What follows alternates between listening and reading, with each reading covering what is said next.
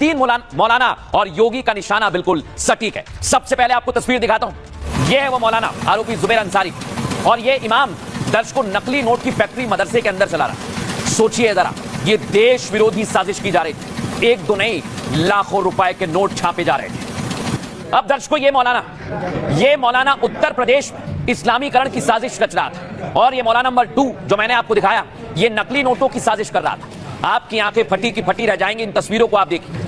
एक मौलाना इस्लामीकरण की साजिश कर रहा है तो दूसरा नोट बना रहा है और वो देश को कमजोर करने की साजिश रच रहा है।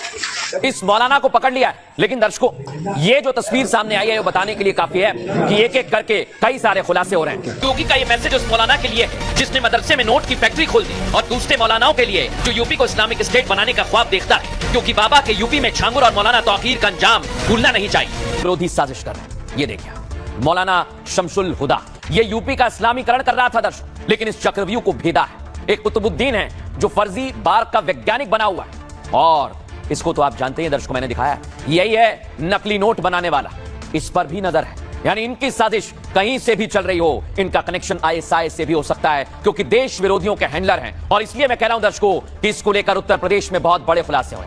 लेकिन अब मैं आपको बताने वाला हूं कि कैसे नकली नोट एक मदरसे में बन रहे थे दर्शकों, और ये नकली नोट एक दो नहीं, लाखों बन रहे थे। ये आप देखिए, ऐसी फैक्ट्री चल रही थी दर्शकों। यूपी से एमपी तक बहुत बड़ी देश विरोधी साजिश का पर्दाफाश हुआ है दर्शकों।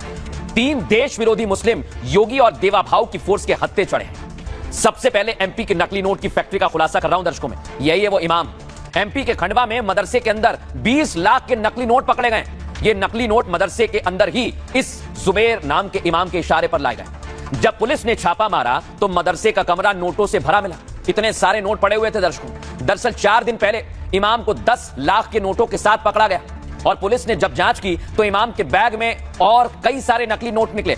आपको बता दें, महाराष्ट्र पुलिस ने इस इनपुट के आधार पर मध्य प्रदेश के मदरसे में छापा मारा। छापेमारी के दौरान इमाम का पूरा कमरा नकली नोटों से भरा था। पुलिस भी हक्का बक्का रह गई। अब पुलिस ये पता लगाने की कोशिश कर रही है कि ये नोट कहां छापे गए हैं और क्या और भी नोट है जिनकी सप्लाई की गई है। नकली नोट की सप्लाई इमाम कहां तक कर रहा था, कौन कौन इसके संपर्क में थे, तमाम जानकारी जुटाई जा रही है। नकली नोटों का इस्तेमाल किस तरह की गतिविधियों में हो रहा था, इसका भी खुलासा पुलिस करेगी। और क्या इमाम के किसी देश विरोधी गैंग या संगठन से कोई ताल्लुकात है? क्या मौलाना को नकली नोटों की सप्लाई आईएसआई जैसे संगठन कर रहे थे? इन तमाम सवालों के जवाब मध्य प्रदेश और महाराष्ट्र की पुलिस तलाश रही है। वो होश उड़ा देगा, क्योंकि जब वहां पर टीम पहुंची तो क्या दिखाई, ये दिखाता हूं। ये देखिए जरा, नोट ही नोट, नोटों का जखीरा।